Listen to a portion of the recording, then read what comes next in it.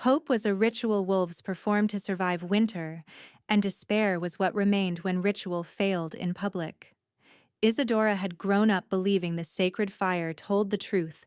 No council could bend, no alpha could bribe, no jealous bloodline could poison. Under moonlight, before witnesses, the bond would rise, or it would not. Simple, clean, holy. Yet as she stood in white ceremonial linen with ash painted across her palms, she discovered that truth could be smothered by status if enough powerful wolves held their breath and called silence justice. The fire pit snapped and spat silver sparks between her and the male chosen by both packs. Dane Crowfell, broad-shouldered, groomed for leadership, looked at her as if she were a stain on his cloak. The priests waited for him to offer his wrist and vow. Instead, he stepped back. "I reject this bond," he said, voice carrying across the stone circle. "I reject Isadora Stoneheart as mate, as Luna, and as vessel. Her bloodline is barren-blooded, weak stock." The words struck harder than a blow because no one gasped, no one shouted. 200 wolves stood in witness rings beneath hanging lanterns and ritual torches, and all she heard was the wood crackling and her own pulse pounding in her ears. Her mother did not move.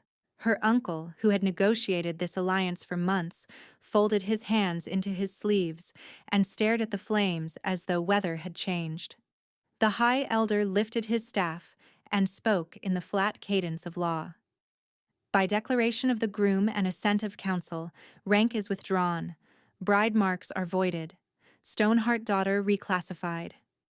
Reclassified. She almost laughed at the cruelty tucked into that careful word. Not daughter. Not future Luna. Item.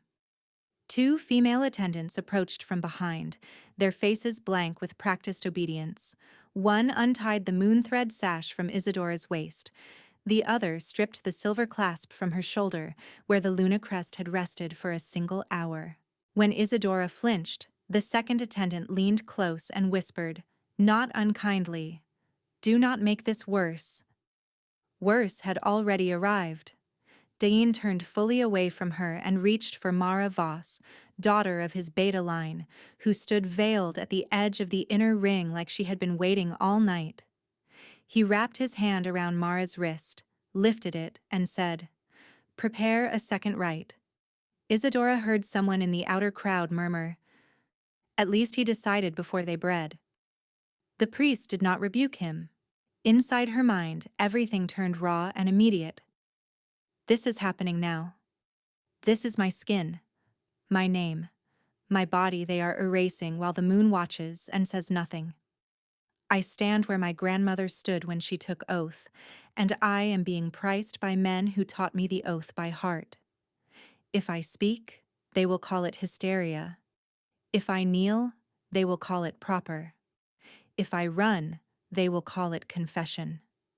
I am not barren. I am not cursed. I am not what he named me. But the circle is closed, and every pair of eyes says the same thing. Accept the verdict, or become a cautionary tale for the next daughter. By dawn, the ink was dry. Her kin signed the debt contract in the accounting chamber behind the pack hall, while rain traced black lines down the windows. Her uncle never met her gaze as he pressed the Stoneheart crest into hot wax. Grain levies unpaid for 3 lean seasons, security penalties after failed border patrols, ceremony losses billed to maternal line, numbers made monstrous by intent. The council clerk read each figure with solemn pity, then slid the final document across the table. "Asset transfer to licensed broker," he said. "Temporary, pending debt satisfaction." Isadora stood with her wrists bound in ceremonial cord that had been retied as restraint rope, rough enough to burn each time she flexed. "Temporary to whom?" The clerk looked at the line and swallowed. "Broker Hadrick of the Black Ledger." She knew the name. Everyone did. Hadrick moved people the way traders moved livestock, with sealed papers and smiling legality. Rumors said he supplied rival alphas with bond-compliant mates, taken from debtor packs and disputed lines. Her mother finally spoke, eyes fixed on the contract instead of her daughter. Do not fight this. It is a term transfer. Keep your head low. We will redeem you. Isadora stared at her as if she were a stranger wearing familiar bones. With what coin? Silence answered. The cart arrived before sunrise. No crest on the side, no guards in formal colors, just hired wolves in dark leather with chain gloves and blank faces. They took her through the east service gate, not the front road. Even now, her former pack cared more about appearances than about what they were doing. The cross-pack auction hall crouched at the edge of neutral territory, part market, part tribunal, part slaughterhouse for pride. Tiered stone benches rose around a central block, worn smooth by years of boots and bargains. Torches burned with bitter oil that stung her nose. Wet wool, fear sweat, iron, old smoke. Every scent layered until breathing felt like swallowing metal filings. She was listed on a slate board near the entry arch. Lot 23, damaged stock, ceremony rejected, debt collateral, fertility disputed. Opening price, 1 stew bowl equivalent. A few bidders laughed when they read it. One said, "At least she's pretty enough to recoup labor." Another answered, "Not with that mark. Bad omen." Someone else haggled over a blind boy 2 lots ahead of her, and Isadora realized the hall was quieter than it should have been because people were trying not to hear themselves. Hodrick was smaller than the rumors, compact and careful, beard braided with brass tags, rings on every finger. He handled ledgers more than blades. When he stepped onto the auction stone beside her, his smile had the softness of rotting fruit. "Do not tremble," he told her, adjusting the collar at her throat. Trembling lowers confidence. Confidence lowers bids. "You set my price at a bowl of stew." "A symbolic opening," he said. "Competition creates value." No competition came. The crier announced her lot. One hand lifted from the lower bench, then dropped. A second bidder shrugged and shook his head. At last, a broker from Duskwalker territory raised 2 fingers and called, "Stew bowl and transport fee." Hadrick slammed his staff against stone. Sold. No one objected. The buyer's seal was pressed into her transfer tag. Duskwalker Black and Umber Wax. Kane's network, even if Kane himself was not present. Isadora's pulse went cold. She knew his reputation: strategic starvation, border seizures, mercy offers that ended in obedience. Hadrick turned her toward the crowd. "Ownership requires visible claim under neutral code." A handler brought out the branding iron from a brazier at the edge of the block, not ceremonial silver. Working iron, flat-headed, stamped with trade glyphs. Heat shimmered above it. She backed up 1 step. The handler caught her arm. "Hold still," Hadrick said, almost bored. "It will heal." "No." The word ripped out of her throat before she chose it. She twisted hard, rope biting deeper into her wrists, and drove her shoulder into the handler's chest. He stumbled. She ran. Panic gave her speed, but not direction. She vaulted off the block into the narrow lane between benches, hit wet stone, nearly went down, kept moving. Wolves shouted. Boots thundered behind her. The hall doors looked close, then impossibly far as bodies shifted to block the way. Someone grabbed for her hair and caught only loose strands. She ducked under an arm, slammed into a post, tasted copper where she bit her lip, and heard Hadrick roar. "Stop her, by trade right." Hands closed around her left wrist. She spun, ready to bite, and met a stranger's gaze. He was too still for chaos, tall enough that the crowd seemed to break around him without touching. Dark coat soaked from rain, travel dust on the hem, a narrow iron crown resting above storm-gray hair like a relic he wore out of duty rather than vanity. His fingers locked over her pulse point, firm but not crushing. Heat flooded from his palm into her veins, bright and swift, like molten silver poured through frozen channels. The world sharpened violently. She could hear each heartbeat in the hall, separate and distinct, 100 drums in staggered rhythm. She could smell cedar smoke and winter rain on him, and the scent struck with baffling familiarity, as if her body had been waiting through years of wrong turns for this one exact note. His eyes changed as he looked at her, amber bleeding bright toward liquid gold. The predator surfaced beneath his skin in a controlled surge, not rage, not hunger, something older and steadier. Reverence. "Do not touch her with that iron," he said to the handler, voice low and carrying farther than a shout. Hadric pushed through the crowd, furious. "You interfere in lawful sale. State claim or step aside." The stranger did not release Isadora's wrist. He dropped to one knee before her on the wet stone, not as a plea and not as surrender, but as oath. Gasps finally broke from the benches. He lifted both hands, removed the iron crown from his head, and set it on the auction block where the brand should have marked her throat. "Eric Wildfire," he said, each syllable clear as blade edge. "By sovereign law of Crown for Life, I claim Isadora Stoneheart under my protection. Payment rendered in full." Silence crashed down harder than any roar. Even Hadric froze, eyes fixed on the crown like he had never believed old law could return from legend and demand obedience in front of witnesses. Isadora could not speak. Humiliation, terror, and a fierce, disbelieving hope collided until breathing hurt. A body priced like livestock was now the center of a legal storm, and the man kneeling before her smelled like home she had never known. She lifted her free hand, touched his chest just above the heart, and felt the answering thrum beneath her fingertips. This would heal her or break her. She understood that much in the first heartbeat. Eric did not move when the silence broke into argument. Hadric found his voice first, shrill with outrage. "Sovereign law is defunct under council revision. You cannot tender relic metal and steal contracted property in neutral ground." He stabbed a finger toward Isadora's throat as if she were still tagged and catalogued. "That female carries Duskwalker seal." "Carried," Eric corrected. He rose in one smooth motion, still between her and the brand. Rainwater ran from his coat hem to the stone. Around them, wolves shifted uneasily, not from pity, but from arithmetic. If Crown for Life still stood, then every auction in the last decade had been vulnerable to challenge by anyone with rank and courage enough to burn it into precedent. A gray-robed neutral clerk pushed through the benches, summoned by the shouting, ledger board clutched against his chest.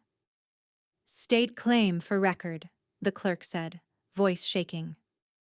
Eric turned his head slightly, and the controlled force in his expression made even the handlers step back. "Eric Wildfire, sovereign by blood and remnant command. Crown surrendered against unlawful branding of a freeborn female. Protection claim absolute under First Accord." The clerk looked from the crown to Isadora's bound wrists, then to the glowing iron still hovering near her shoulder. He swallowed hard, opened his ledger, and wrote, "Claim entered.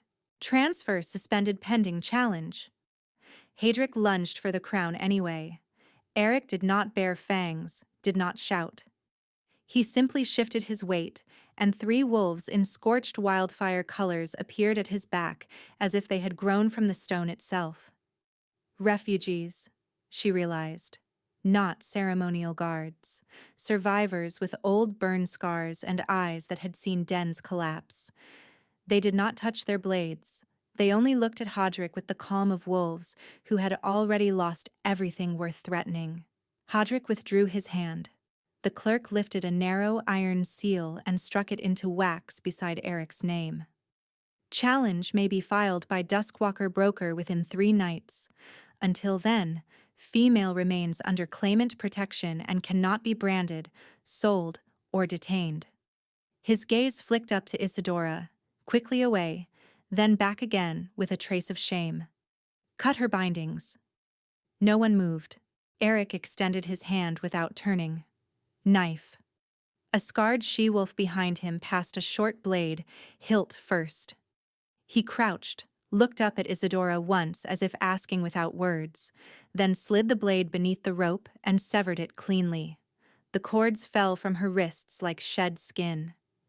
She expected him to keep hold of her, to guide or steer or display. Instead, he set the knife in her palm, closed her fingers around it, and said quietly, "You walk by choice." Choice. The word felt unfamiliar in her mouth. They moved through the parted crowd toward the hall doors. Isadora's legs trembled so hard she feared she would fall before reaching open air. No one tried to stop them. A few watched with raw curiosity, many with calculation, and one or two with something like relief, as if seeing one transaction interrupted eased a debt inside them. Outside, rain hit in cold sheets, washing oil smoke and iron stink from her lungs. The sky hung low and bruised. Two wagons waited beyond the torch line, both patched with mismatched boards, both carrying the wildfire sigil burned almost to invisibility. Only when they reached the first wagon did Eric speak again. "You can ride with my guard captain, or alone in the rear carriage. I will not enter either unless asked." Isadora stared at him. "You paid a crown for me. I gave law a body to stand in." His voice held no softness, only precision. "You are not debt. You are not cargo. If you come under your own name." Her exhaustion hit all at once, brutal and deep, but fear stayed awake beneath it, sharp as broken bone. Men who spoke of honor could still lock doors. Men who knelt could still own. She climbed into the rear carriage because it had one narrow window and no inner chains, then sat braced in the corner with the knife hidden under her sleeve. By the second hour of rain, the auction road gave way to rock and pine. Wheels rattled over washed-out tracks. Every jolt drove pain back through her shoulders where handlers had gripped too hard. Across from her, a lantern swung from a hook, painting the carriage walls in a restless amber that made shadows look like reaching hands. She did not sleep. Each time her eyes closed, she felt heated iron nearing her skin and heard Hadric say ownership like a blessing. At last, the convoy slowed. Voices called ahead, low and coated. The rear flap lifted and cold mountain air cut through the stale carriage smell. Isadora stepped down onto packed earth and looked up. Eric's territory was not a palace or fortress in triumph. It was a wounded stronghold clinging to the shoulder of a mountain, half rebuilt from blackened stone. One tower had collapsed and been replaced with timber scaffolds. The main gate still bore claw marks deep enough to hide a hand. Smoke rose from vents in uneven spirals, and between the walls spread a settlement of tents, lean-to kitchens, and rough barracks stitched together by necessity. Wolves moved everywhere, carrying water, mending roofs, stacking firewood under tarps. Refugees, as he had said. Not a court. A remnant refusing extinction. The first faces to turn toward her were children, then old warriors, then women with healer bands tied at their wrists. None bowed, none smiled. Most looked at her with wary reserve that sat somewhere between suspicion and hope they did not trust yet. A broad-shouldered woman with braided silver hair approached Eric, touched fist to chest, and then looked directly at Isadora. "Gate inventory complete. Grain stores down again. South cistern cracked in the frost." Eric nodded once. "Report at council fire in 1 hour." The woman's gaze lingered on Isadora's bruised wrists. "Guest or claim?" Eric answered without hesitation. "Protected under sovereign law. Her name is Isadora Stoneheart. Not female, not asset. Name first." The simple thing landed harder than she expected. The woman dipped her chin to Isadora. "Captain Bryn." Then, after a beat, "Welcome to broken ground." Isadora almost laughed at the dry bluntness of it. A thin, startled sound she swallowed before it escaped. Inside her, thoughts rose in jagged present tense fragments she could not smooth. I am standing in a place held together by grief and stubborn hands. I should run before the next lock clicks. I should never trust a title again. But he did not drag me from that hall. He cut the rope and gave me a blade. He keeps naming what I am not because the world keeps naming what I am. If this is another cage, it is built with open doors, and that confuses me more than cruelty ever did. Cruelty is simple. Kindness with power is the thing I do not know how to survive. Eric turned to her as if he had heard every unspoken word. Rain had darkened his hair at the temples. Without the crown, he looked less like legend and more like a man carrying too many winters. You need warmth and food. There is a healer's room near the inner court. No healers, she said too quickly. His expression shifted, almost imperceptible, to understanding. Then a quiet room, no lock. She nodded once. He led her through a narrow corridor where old murals had been scorched into abstract shadows. At the end stood a small chamber with a pallet, a brazier, and one wooden table scarred by years of use. He stepped aside rather than entering first. She crossed the threshold, turned, and watched him from the doorway as if distance itself were armor. Why me? The question scraped out before she could stop it. There were others in that hall. Children. A muscle worked in his jaw. I have teams already buying contracts where we can. Quietly. Tonight I heard your scream before I reached the doors. He held her gaze. And when I touched you, the bond answered. The room seemed to narrow around those words. She felt it again then. Not memory, but active force. A low thrum spreading from wrist to sternum, drawing her awareness toward him with relentless precision. Heat pulsed beneath her skin. Her breathing hitched. Eric inhaled sharply, the sound roughened by restraint. Amber bled brighter through his irises until something ancient and feral looked out through them, banked but unmistakable. His hand lifted halfway, then stopped in open air as if he were holding himself at blade point. Do you feel that pull? He asked, voice almost hoarse. Yes. Fear and longing tangled so tightly she could not separate them. I do not trust it. Neither do I, he said. Not yet, but I will not lie about it. The current between them intensified, warm and fierce, as if two distant fires had finally found shared wind. Isadora took one involuntary step forward. He mirrored it and then froze, giving her room to retreat. She did not. Their eyes locked. The rest of the fortress fell away. No hammering from the yard, no crackle from the brazier, no rain against stone. Only the bond threading itself into recognition, undeniable and terrifying in equal measure. She had been priced for a meal by wolves who called her empty, yet in this silent doorway, she felt seen down to marrow, and that recognition carried a danger far greater than any brand because it asked her to believe she could still be chosen without being owned. The awareness between them held for one taut breath. Then Eric lowered his hand and stepped backward into the corridor. You keep this room, he said. If anyone enters without your permission, call for Captain Bryn. He reached past the doorframe and lifted the iron latch bar from its brackets with a single pull. The metal was old and stubborn, but he did not strain. He simply worked it free and set it on the floor outside where she could see it. Then he unbuckled the dagger at his hip, laid it on her scarred table with the hilt angled toward her, and met her gaze without challenge. No lock, he said, and a blade you can reach faster than I can. The practicality of it stunned her more than any grand vow. Predators she had known liked declarations, liked displays that made witnesses kneel. He offered control in small, specific objects. Door, weapon, distance. I am not a prisoner, she said, testing him. You are not. And if I walk out of this stronghold tonight, I send 2 scouts to shadow the tree line so you are not taken on my border.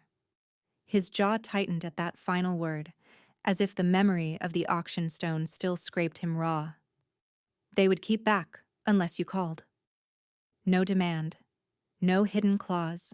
Isadora watched him, suspicious by instinct now, searching for the shape of the trap. Why sleep in the corridor at all? Why not leave me and go? Because you are in a place where strangers outnumber trust, he replied, and because the bond is loud enough that enemies might feel it if they carry old blood scents. I would rather any threat meet me first. He turned then, sat on the bare stone just beyond her threshold, and braced his shoulders against the wall opposite her door, a sentry with no ceremony to soften the discomfort. He was still wearing his rain-cold coat. He made no move to claim better shelter. Isadora remained standing until her knees shook. When she finally crossed to the pallet, she kept the dagger in hand and stared at the doorway until her eyes burned. Through the opening, she could see one of Eric's boots stretched toward the hall torch, hear the even cadence of his breathing, steady and grounded, a living metronome against the mountain wind. Near midnight, the fortress quieted to repair hammers in distant courtyards and low wolf calls from sentries on the wall. Sleep arrived like ambush. Chains bit her wrists.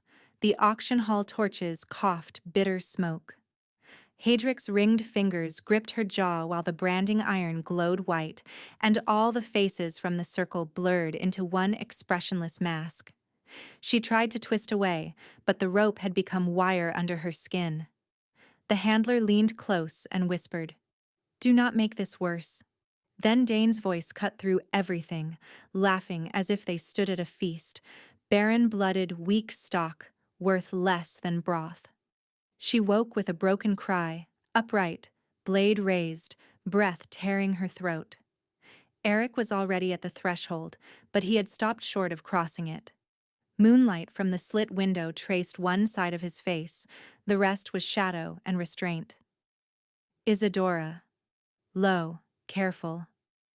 You are in Wildfire Hold? No one touches you here. Her hand shook so violently the dagger tip struck the pallet frame. He did not reach for the weapon. He did not ask her to put it down. He knelt outside the door where she could see both his empty palms. "Do you want water, fire, or space?" he asked. The choices cracked something rigid in her chest. Not orders, options. "Water," she managed. He rose, fetched a cup from the corridor cask, and returned to the threshold. Again he waited. She gave a small nod. Only then did he step in, slowly enough that every motion could be read, and crouch in front of her. When the cup rattled against her teeth, he steadied it with 2 fingers beneath her wrist. Light contact, then released. Warm broth scent followed him. She noticed a lidded bowl in his other hand. "You should eat," he said. Night tremors burn through strength. She laughed once, humorless and thin. "You talk like a healer." "I buried enough of them to learn what I could." The words dropped between them with unadorned weight. He set the broth on the table and sat back on his heels, gaze fixed on the floorboards for a beat before returning to her face. "I failed my first pack," he said quietly. "I saw the warning signs too late. I trusted Parley where there should have been retreat. By the time I understood, fire had taken the den tunnels and half our elders with them." His voice stayed controlled, but grief roughened the edges. "I cannot undo that. I can decide that anyone under my protection will never have to bargain for basic safety with their own body." Isadora held the cup in both hands and let the heat seep into her knuckles. In the rituals she had been taught, alpha males spoke of victory, bloodline, dominance. Failure was something they hid beneath titles until it soured into cruelty. Eric named his failure like a scar he refused to polish. Inside her mind, the old alarms blared and faltered and blared again. This is the dangerous part, she thought in a rush that felt painfully clear. This is where I start believing, where I confuse gentleness with permanence and wake to find the price changed. I know the shape of rejection. I know how quickly a room can turn from oath to market. Yet he is sitting on cold stone instead of taking the bed 2 steps away. He asked what I wanted when I could barely speak. He offered food before questions.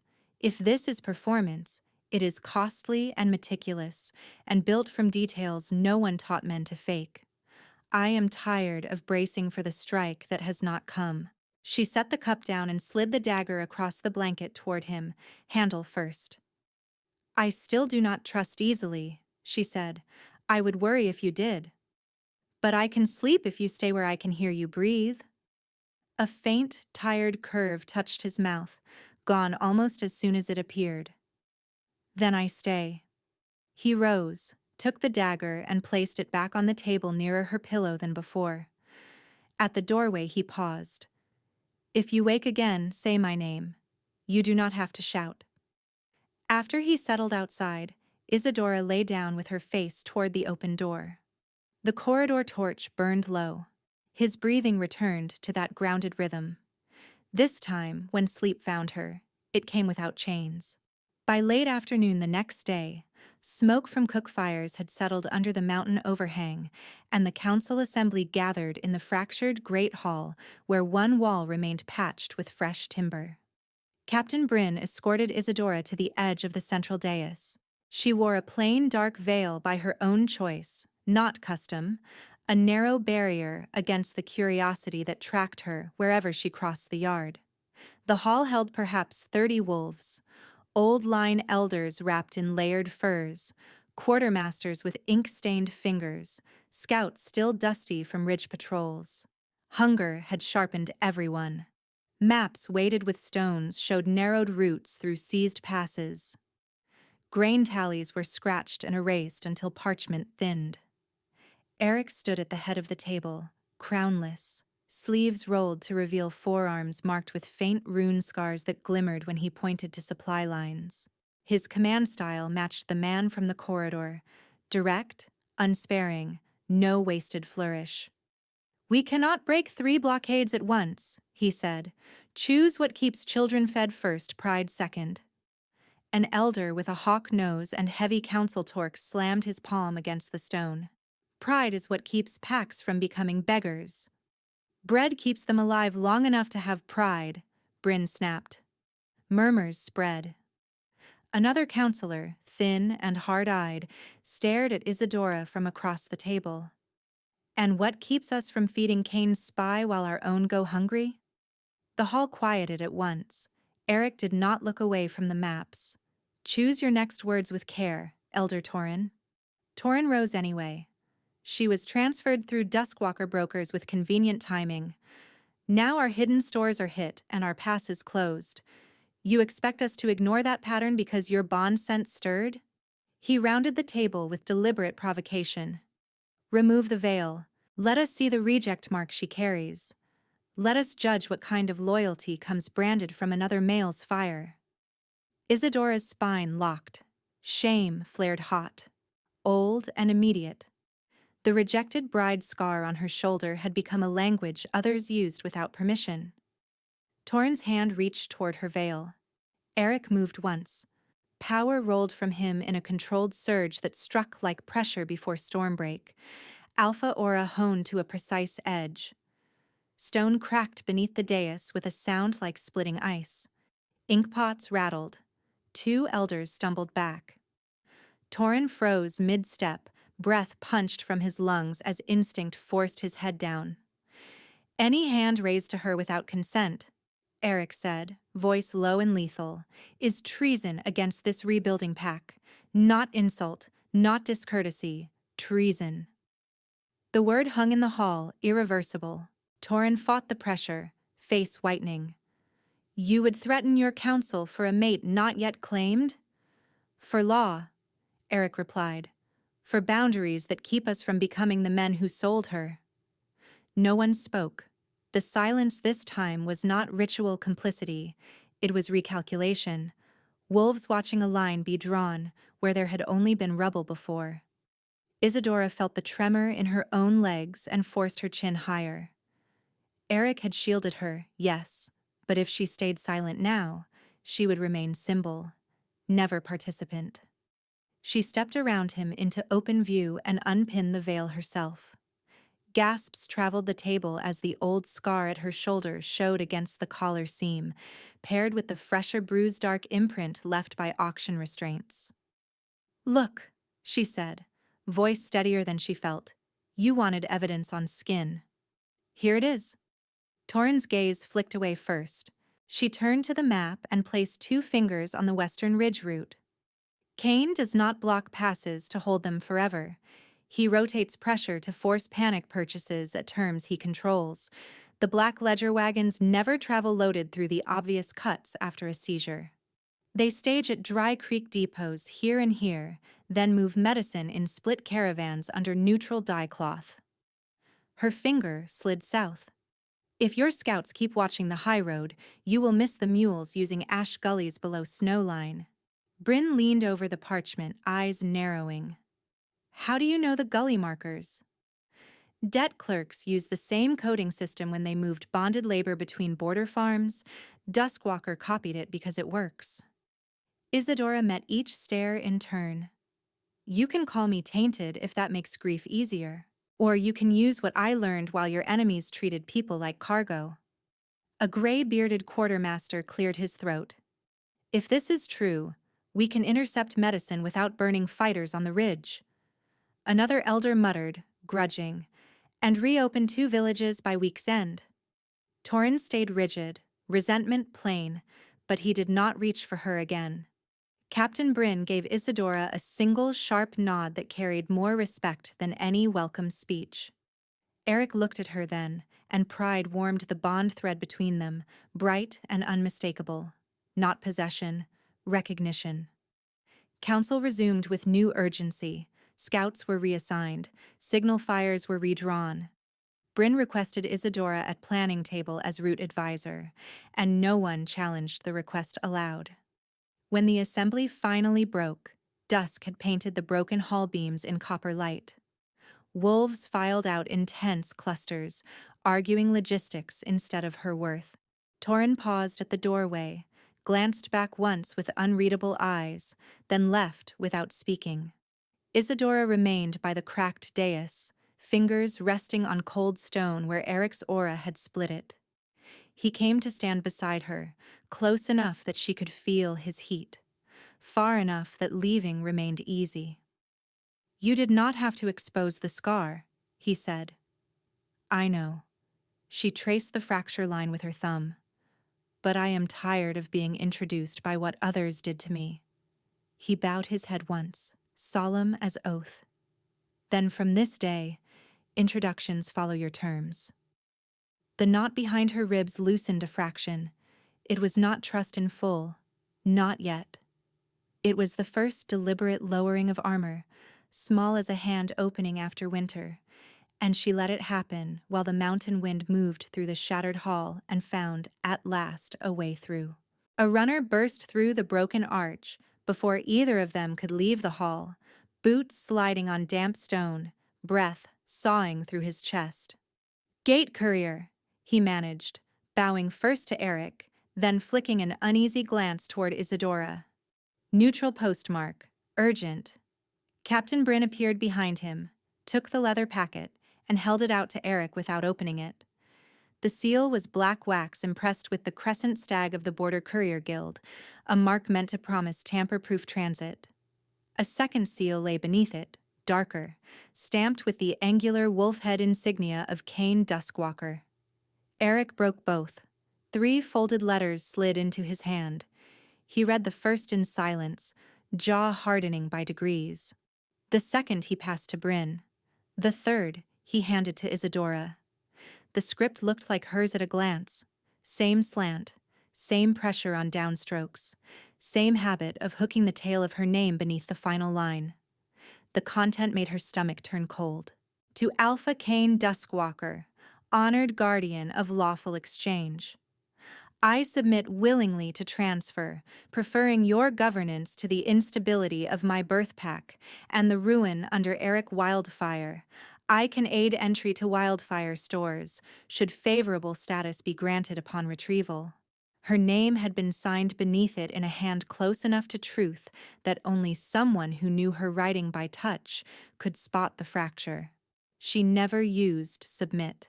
She never wrote honored without irony sharp enough to cut. She forgery-matched cadence, Isadora said, hearing the strain in her own voice. Not just penwork. Whoever drafted this had samples from private records. Torin, who had lingered by the side exit despite leaving with the others, stepped closer at once. Convenient argument. Bryn snapped the second letter open before he could push further. Her eyes moved rapidly. Then she read aloud in a clipped, furious tone. To the neutral packs observing present scarcity in wildfire lands, be advised Eric Wildfire shelters an admitted infiltrator and rejects humanitarian grain offers out of mating obsession. Duskwalker stores remain available if Isadora Stoneheart is restored to lawful transfer. A third sheet detailed grain quantities and medicine crates allegedly set aside for wildfire children, all conditional on Isadora's surrender. The language was elegant, almost charitable. That was what made it frightening. Kane was not reaching for a battlefield first. He was constructing consent. Eric took the letters back and laid all three on the cracked dais like evidence at trial. He wants legitimacy more than blood, he said. If neutral packs believe I chose one female over winter stores, he swallows us without formal war. Torin folded his arms. Then perhaps he is offering the practical path. The room chilled. Isadora turned toward the elder before Eric could answer. Practical for whom? He starves roots, then sells relief at the price of obedience, then calls it mercy. You think that ends with me? She tapped the forged page. If he can turn auction theft into lawful transfer on paper, every indebted daughter in every border pack becomes inventory. Torin's mouth tightened, but he did not interrupt. Inside her, thought ran bright and immediate, unspooling in present tense with painful clarity.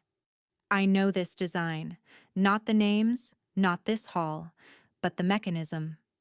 First, they isolate the target. Then they flood the room with paperwork until cruelty looks procedural. Then anyone who objects is called emotional, unstable, disloyal. If I keep defending only myself, I lose. If I make this about all the women traded through debt ledgers, I force witnesses to choose what kind of order they serve. I am tired, and the old fear keeps asking what this costs Eric's people. But fear is not strategy. Kane is writing a story where I become leverage. I need to become testimony. Eric gathered the pages and held them out to Bryn. Catalog these in the War Chest archive, wax copy each seal impression, and send one duplicate to neutral clerk Taven at the auction hall. I want chain of custody on every mark. The runner swallowed. There is more, my alpha. West Pass scouts reported Duskwalker banners at all three choke points by noon. They are diverting mule trains downslope. No open clash. Just denial. Of course, Eric said. By the first watch after dusk, the command room had become a geometry of pressure. Mapstones moved, supply tallies dropped, and every decision touched hunger. Isadora sat at the long table with Bryn and two quartermasters while Eric met envoys in the outer court. Names and routes blurred, then sharpened, then blurred again. Kane's pattern emerged as a patient constriction. Seize passes, circulate letters, offer aid with moral language, wait for panic to fracture command. When Eric returned, he carried a small wooden case and set it beside her elbow. Recovered from an intercepted Duskwalker mule, he said. Inside lay ink sticks, 3 script nibs, and a bundle of practice sheets filled with her name in different hands. Isadora closed the lid slowly. He has a forger training on me, she said. He has a workshop, Bryn corrected. Likely several. Eric looked at Isadora, and in that look she felt not pity but a steady, fierce alignment that warmed the bond thread between them. Then we answer publicly, he said. No private rebuttals. We bring seals, witness statements, and ledger trails into open hearing. Trial under moon, Isadora said, testing the ancient phrase. His gaze held hers. If we invoke it now, he may strike first to prevent forum. He will strike anyway, she replied. He needs me discredited before observers gather. 3 days passed under hard wind and harder arithmetic. They intercepted 2 medicine mules in the ash gullies exactly where she predicted, and for one brief night the kitchen served thick stew instead of watered broth. Wolves in the lower tents began speaking her name with less suspicion. Even Torin sent scouts by her marked routes, though he offered no apology. Pressure did not ease. It refined. On the 4th night, Isadora found Eric on the eastern rampart where the mountain dropped into dark pines and distant watchfires. He stood with forearms on the stone, shoulders set in that controlled stillness she now recognized as effort, not ease. "You should sleep," she said. "So should you." She came to stand beside him. Below, the refugee quarter glowed in scattered pools of firelight. She could pick out the children's barracks by the painted wolf paws Captain Bryn had stenciled near the door, bright white against weathered boards. The sight softened her expression before she could hide it. Eric noticed. "Mira asked if you would hear her read again tomorrow. She is determined to conquer long words by force." Isadora exhaled a quiet laugh. She called topography a hostile creature. She is not wrong. The humor lasted only a breath, but it loosened something between them. Wind carried cedar and smoke from his coat, and the closeness tugged at her in that same relentless way, not a blaze now, but a deep current. She had begun to read its fluctuations, sharper when he was hurt, warm when he approved, tight as wire when danger neared. Tonight it thrummed with fatigue and guarded yearning. He turned slightly, close enough that moonlight cut along the line of his mouth. "The envoys pushed again," he said. "Grain for transfer, medicine for transfer. They called it compassionate exchange. And you?" "I told them Wildfire does not trade people." She watched him, the man who had slept on stone outside her door, who had cracked a dais rather than let another hand strip her autonomy, who still asked permission before entering her space. Attraction had become harder to deny because trust had begun to earn structure beneath it. "Every refusal costs you," she said. His answer came without pause. "Not refusing would cost me more." He lifted his hand, then stopped midway, waiting. She closed the distance herself and set her fingers into his palm. The contact was simple, bare skin and callous, but the bond answered with a low, resonant pull through her chest. No theatrics, just certainty. "I am afraid," she admitted. "So am I," he said. "I am afraid of choosing wrong under pressure and burying more people I swore to keep." She squeezed his hand once. "Then we choose in witness, not in panic." They stood that way until Bryn's horn sounded from the lower yard, 2 short notes for courier arrival. The messenger this time wore neutral gray and carried a white pennant tied low in token of parley. He was led into the command room under guard, where he presented a lacquered tube sealed with Duskwalker black wax and an attached strip of dried red cloth marked by blood thumbprint. "From Alpha Kane," he recited, "for Eric Wildfire and Isadora Stoneheart jointly." Eric broke the tube while Isadora read the cloth strip first. Her pulse kicked. "Your 3 little strays are safe, fed, and warm in my guest lodge. Return by moonset tomorrow and collect them with honor terms. Refuse, and your pack will learn what stubbornness costs." The formal letter beneath was worse for its civility. "To prevent further winter suffering, I have undertaken temporary guardianship of 3 unclaimed Wildfire miners who wandered beyond your secure perimeter. Their welfare is assured. In exchange for their immediate release and 30 wagons grain plus medicine, transfer Isadora Stoneheart to Duskwalker custody under neutral supervision. Decline this merciful compact, and all aid agreements lapse." Bryn swore under her breath. Mira, Thomas, Little Wren. The room erupted. Quartermasters demanded riders. Scouts called for immediate strike teams. Torin, pale now, slammed a fist against the wall and shouted that Kane had crossed sacred boundaries. Eric said nothing for 3 long beats, reading every line twice, then handed the letter to Isadora. Her vision narrowed to the words, safe, fed, warm, each one crafted to sound benevolent while tightening the noose.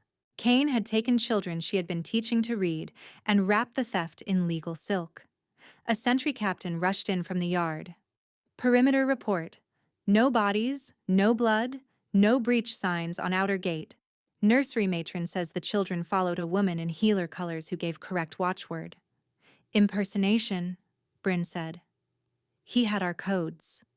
Isadora felt the old panic rise, then forced it into shape. He does not want them harmed, she said, voice sharp enough to cut through shouting. He wants leverage that neutral pacts cannot dismiss as war crime because he labels it protective custody. That means he expects us to react with open fury, not record. Eric's eyes locked on hers, grief and rage held behind disciplined control. We get them back, he said. Yes, she answered, but not by stepping into the trap he set. Outside, alarm bells began to ring across the stronghold, one tower answering another, the sound rolling over tents and stone like a storm front. In the children's barracks below, 3 empty cots waited under painted wolf paws, blankets folded by hands that had expected night lessons and warm soup, not disappearance. Every wolf in Wildfire Hold now understood the same brutal equation Kane had written for them. Choose your future, Luna, or choose your future pack. The bells were still ringing when the war room split into factions. Strike now, Torin barked, voice raw with belated outrage. He took children under parley colors. We answer with teeth. Into his passes, blind and angry, Bryn shot back. Exactly where he has kill lanes prepared.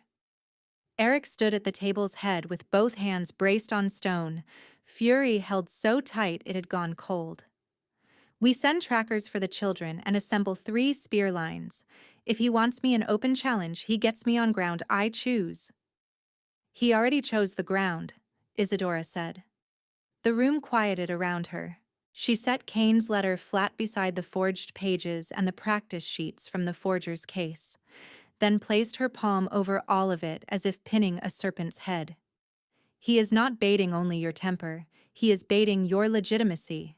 If you ride for siege, neutral packs will hear one version before dawn, desperate alpha attacks while generous rival offers grain and child protection. He wants us monstrous in public and righteous in private. Torin made a harsh sound. So we wait while he bargains with children. No, she said, and the word cut clean. We drag him into witness law he cannot control. Eric's gaze sharpened. Trial under moon. She nodded once. I call it as wronged female under trade violation, forced transfer, and unlawful child leverage. He can refuse only by admitting he has no lawful claim to me, no lawful custody of those children, and no lawful right to challenge your sovereignty through me. Bryn exhaled hard, already thinking in roots. If we invoke, every neutral clerk within range must attend or forfeit office. Then call them, Isadora said. Now, seal chains, scent records, ledger copies, every piece. Inside her mind, fear moved fast, but it no longer scattered. I am shaking, and I am done pretending I am not. Kane took the 3 small lives that learned my voice in the reading room and turned them into terms on paper. He expects me to become the traded object again, to stand behind Eric while men decide what my return buys. I will not. If I step into that circle, I may die there. I know that. I also know what happens if I do nothing. The next daughter is priced lower, and the one after her never even gets a name line in the ledger. I am not choosing between him and the pack. I am choosing the frame where this fight is remembered. Eric straightened. decision settling through him like steel cooling into shape. Runner lines to neutral posts. Wake Clerk Taven at the auction hall and require his attendance with original transfer register. Bryn, bring the forger kit and every letter under wax guard. Torin, you wanted action. You ride witness escort and keep our line disciplined. Torin blinked, then thumped fist to chest. Understood. By first light, they rode for Duskwalker's stone circle under a white challenge pennant edged in silver ash. The mountain wind cut hard across the ridges. Isadora rode beside Eric, not behind him, with Bryn and 6 guard wolves carrying chests of evidence chained and sealed.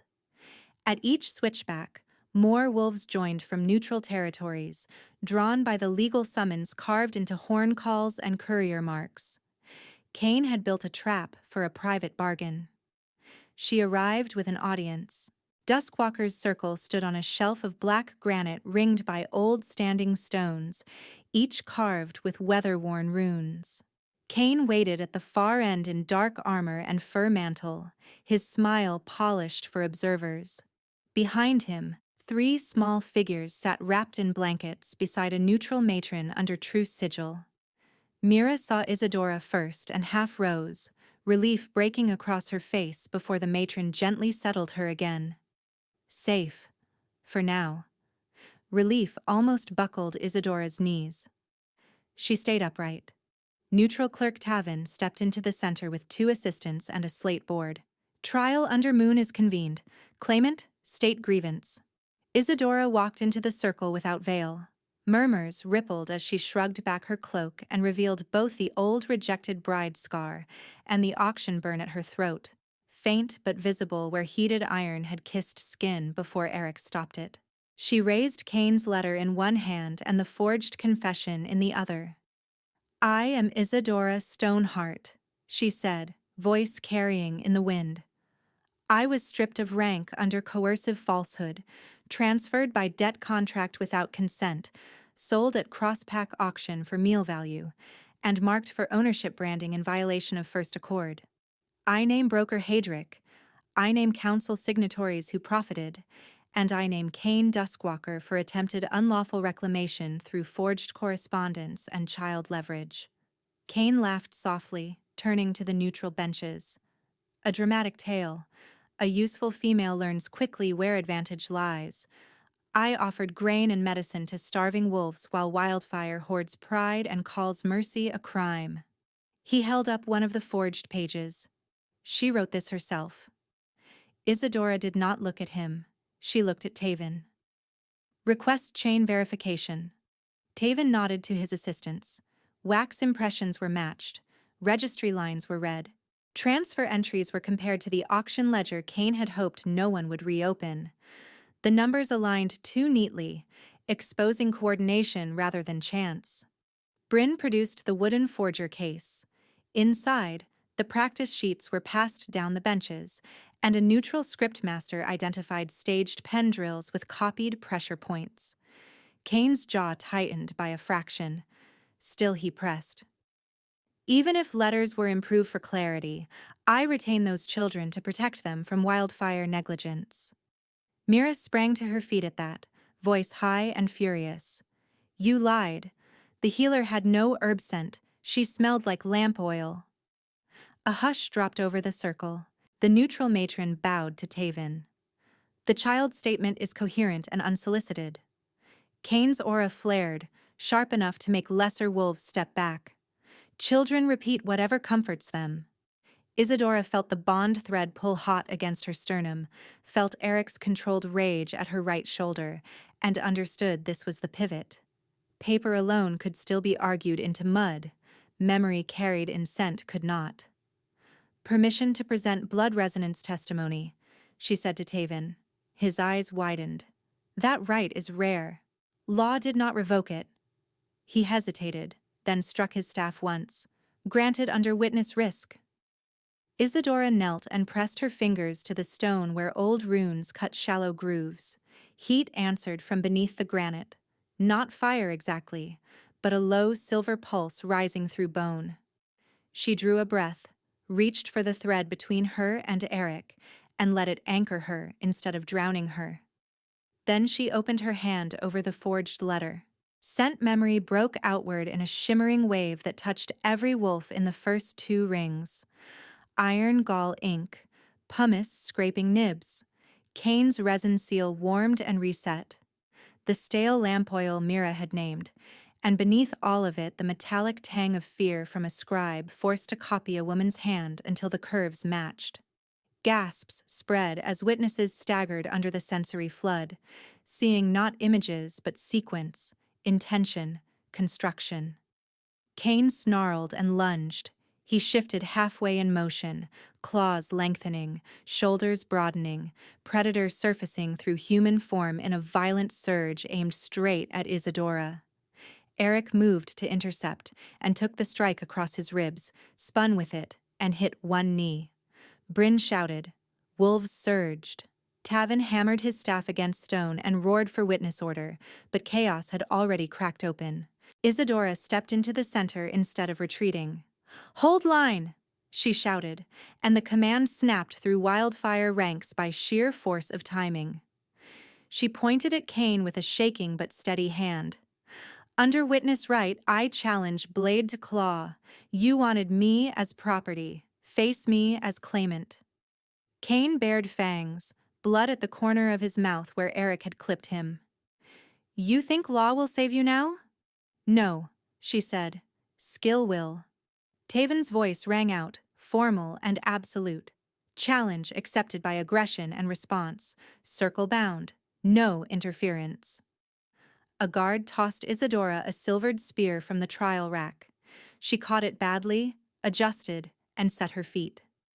Kane circled, heavier now, overconfident in his mass and reach. He feinted left, drove right. She gave ground, then more ground, letting him believe panic had returned. He struck again, claws scraping sparks from stone as she slipped just outside range. Eric, one hand pressed to his side, watched with pupils blown wide, every muscle coiled against the rule that held him back. Through the mate thread she felt him like a second heartbeat, pain and trust braided together. Not rescue, witness. Kane charged a third time, committing full weight. Isadora pivoted at the last instant and drove the spear low, not at chest, but through the foreleg joint where momentum could not recover. Silver bit stone, pinning him hard. Kane crashed sideways with a roar that shook dust from the standing stones. She planted her boot on the spear shaft and held. He thrashed, claws tearing grooves inches from her calf, but leverage was hers now, and she used it with grim precision. "Yield," she said. "Never to scraps," he spat.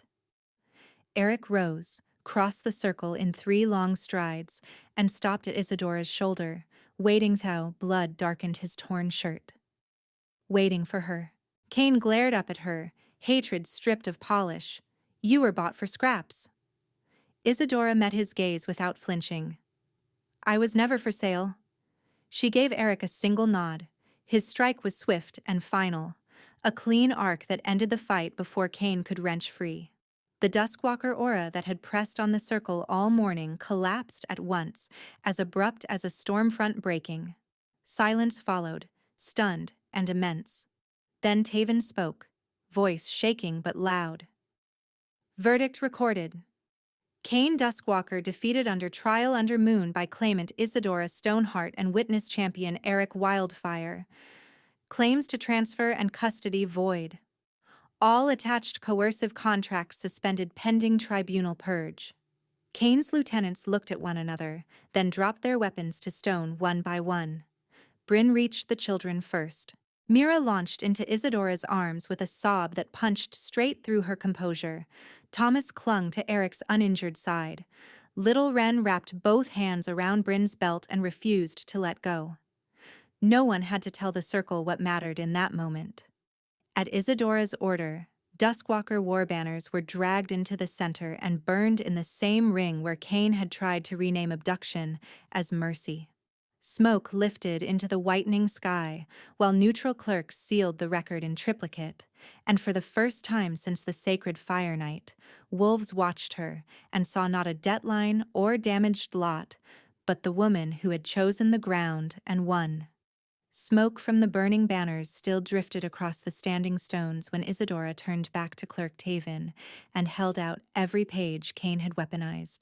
The forged confession, the ransom letter, the blood-marked cloth strip, the script drills from the wooden case, and the duplicated seal impressions Bryn had guarded in chained chests, all passed from her hands into neutral custody under witness eyes. Taven called each item aloud, pressed fresh wax over every knot, and assigned 2 assistants to carry the archive tube to the tribunal vault before sunset. When Bryn added the auction transfer register and Hadrick's lot slate copied from the hall records, Taven's mouth hardened.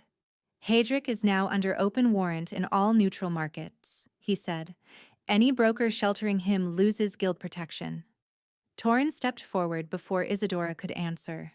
The old elder looked older than he had that morning, pride scraped down to bone. And the writing samples Kane used, he said, voice low, came from debt files I surrendered during council audit at Crowfell request. I believed they were tax inventories. I was wrong. He met Isadora's gaze and did not look away. I fed the forge that targeted you. I will testify to it under oath and accept sentence from your court. The knot behind her ribs tightened, then eased by degrees. The unreadable look he had given her in the ruined hall finally had a name. Guilt, not scheming. You will testify, she said. Then you will spend 1 winter quarter on pass relief detail with no council vote. You repair what your blindness helped break. Torrin bowed his head. Done. Near the truce matron, Mira whispered something into Tomas's ear and pointed toward Isadora with fierce certainty, as if making sure the world understood who had come for them. Ren had fallen asleep upright against Bryn's leg, still clutching her belt. The sight struck Isadora with a sudden, almost painful tenderness. By the time the sun dropped behind the western ridge, Eric's wound had been stitched, the children had eaten, and the neutral matron had identified the impostor who lured them from the barracks, a dismissed apothecary runner carrying stolen healer colors and lamp oil disguising her scent. Taven entered that statement into the same record as Kane's defeat. Nothing vanished into rumor. Nothing went unnamed. On the second night after the trial, Eric led Isadora through the inner ruins of his first pack, past blackened columns and new-laid stone, to the moon shrine his builders had rebuilt where the old one had collapsed in fire. The roof stood open to the sky. Silver runes circled the floor, dormant until witnesses arrived. Bryn came with the 3 children and 6 elders from the remnant. Taven stood at the threshold as legal recorder, ledger open, head respectfully bowed. No crowd pressed in. No one shouted claims. Only breath, stone, moonlight, and choice. Isadora knelt on one side of the rune ring. Eric knelt opposite her, hands open on his thighs, no crown on his head. Up close she could still smell cedar and winter rain beneath clean bandaged linen and smoke. The bond between them hummed low and steady, no longer frantic but immense, like deep water moving beneath ice. Eric spoke first, voice roughened by emotion he did not hide. Isadora Stoneheart, I ask before witness and moon, do you consent to full claiming Mark and Bond as equal sovereign and chosen mate? If you refuse, I remain your shield and nothing more. She felt every eye in the shrine settle, not on her body, but on her answer. For a heartbeat, old fear rose anyway, memory of ropes and iron and men deciding her price. Then she looked at him, at the man who had removed latches, offered blades, and waited for nods when she shook in the dark. I consent, she said, fully, freely, as your equal. Eric Wildfire, do you consent to be marked by me in return, before these same witnesses with no right above mine? His mouth trembled at one corner, almost a smile, almost grief. I consent. Fully. Freely. With gratitude. Taven struck the staff once. Recorded. The runes ignited.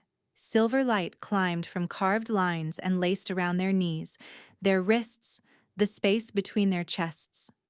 Isadora inhaled sharply as the bond thread brightened into visible strands, gold and silver braided, pulsing to matched heartbeats. Eric shifted closer on his knees, moving slowly enough for refusal at any point. She lifted her chin and turned her shoulder, exposing the junction of neck and collar where pulse met scar. He paused with his mouth a breath from her skin. Tell me stop, and I stop. Yes, she whispered. Mark me. His bite landed with controlled precision, fangs breaking skin at the curve of shoulder and throat, pain clean and bright at first, a sharp line of heat that made her fingers dig into his forearms. The next pulse transformed it.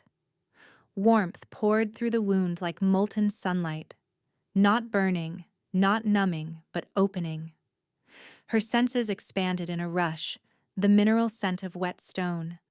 Bryn's held breath, Mira's tiny gasp, Eric's heartbeat striking in perfect counterpoint to her own. Emotion crossed the bond unfiltered.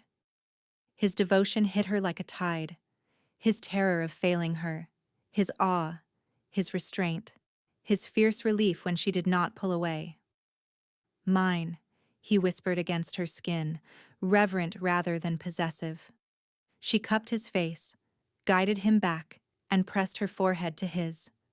Yours, she answered, the word carrying equal claim. Then she turned him by the jaw and bared her own fangs. His throat flexed beneath her hand, vulnerable by choice. She bit where shoulder met neck, deep enough to seal oath, controlled enough to honor it. He shuddered, a low sound breaking from him as pain flared and dissolved into the same flooding warmth. The rune light surged higher, spiraling around them as if the shrine itself exhaled. Mate, she breathed, blood and moon and promise mingling on her tongue. The bond snapped into full alignment. It was not a single sensation but a cascade. Grief from his lost den passing through her and finding room instead of silence. Her auction terror passing through him and losing its claws. Images flickering like shared memory even when lived apart. His first pack children racing in summer dust. Her grandmother teaching vows beside winter fire. The auction block. The cracked dais. The stone circle. The moment she said no more. None of it erased. All of it integrated. A wall she had not known she still carried gave way. Eric's hands came around her, not crushing, simply certain. She folded into him, forehead at his throat, both of them shaking with the aftershock of completed bond. Around the ring, elders bowed. Bryn wiped at her eyes without embarrassment. Mira grinned through tears. Thomas stood straighter, as if some private worry had finally released. Ren slept on, one cheek against Bryn's knee, safe enough not to wake for history. Eric touched the new mark at Isadora's shoulder with 2 fingertips, and then laid his palm over the twin mark she had left on him. No one names your worth but you, he whispered. She held his gaze, steady and bright. Then stand with me while I name it every day. At the next full moon, the united packs filled Wildfire's restored lower court, torches reflecting off repaired stone and fresh banners stitched from both remnant and surrendered lines. The Unification Compact was read aloud in clauses and countersigned under witness. Kane's former border packs kept local rights, but all mate law disputes and trafficking crimes moved to a new high bench chaired by Isadora as crownmate and high judge, independent of council vote. Eric retained war command and territorial stewardship, bound by her adjudications in matters of bond coercion and transfer law. No daughter could be debt-listed again without automatic tribunal review.